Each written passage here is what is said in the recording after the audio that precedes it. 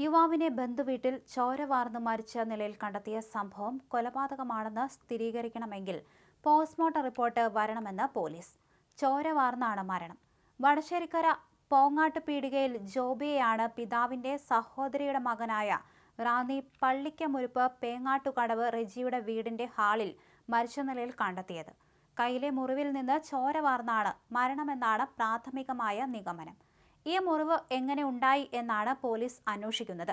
കൊലപാതകമാണെന്ന് സ്ഥിരീകരിക്കണമെങ്കിൽ postmortem കഴിയണം. ഇന്ന് രാവിലെ റെജി തന്നെയാണ് പഞ്ചായത്ത് അംഗം ശ്രീജയെ വിളിച്ച് ജോബി മരിച്ചു കിടക്കുന്ന വിവരം അറിയിച്ചത്. തലയ്ക്ക് പിന്നിലും ഒരു മുറിവുണ്ട്. അത് പക്ഷേ മരണകാരണമാകില്ലെന്ന് പോലീസ് പറഞ്ഞു. കടകളിൽ സെയിൽസ് നടത്തുന്ന വാനിന്റെ ഡ്രൈവറാണ് ജോബി. ഞായറാഴ്ച വീട്ടിൽ നിന്ന് പോയതാണെന്ന് മാതാവ് ആലീസും ഭാര്യ അൻസുവും പറഞ്ഞു. വ്യാഴാഴ്ച റെജിയെയും കൂട്ടി ഒരു മരണവീട്ടിൽ പോയി മടങ്ങിയിരുന്നു. വേറെ ചിലരും ഒപ്പമുണ്ടായിരുന്നുവെന്ന് ആലീസ് പറഞ്ഞു. താൻ ഫോൺ വിളിച്ചപ്പോൾ ജോബി മദ്യലഹരിയിലായിരുന്നുവെന്ന് അൻസു പറഞ്ഞു. ഏറെ നാളായി മദ്യപാനം ഉണ്ടായിരുന്നില്ല. റെജി ഒറ്റയ്ക്കാണ് വീട്ടിൽ താമസിക്കുന്നത്. ഒരു വാഹനാപകടത്തിൽ റെജിയുടെ കാൽ മുറിച്ചു മാറ്റിയതാണ്. സുഹൃത്തുക്കൾ ചേർന്ന് വ്യാഴാഴ്ച മദ്യപിച്ചിരുന്നു. വൈകിട്ട് 5-നും 6-നും ഇടയിലാകണം ജോബിക്ക് മുറിവേറ്റതെന്ന് കരുതുന്നു. മുറിവിൽ നിന്ന് ചോര വാർന്ന അബോധാവസ്ഥയിലായിരുന്നു ജോബിയുടെ മരണം. മുറിവ് എങ്ങനെ ഉണ്ടായി എന്നുള്ളതാണ് പരിശോധിക്കുന്നത്.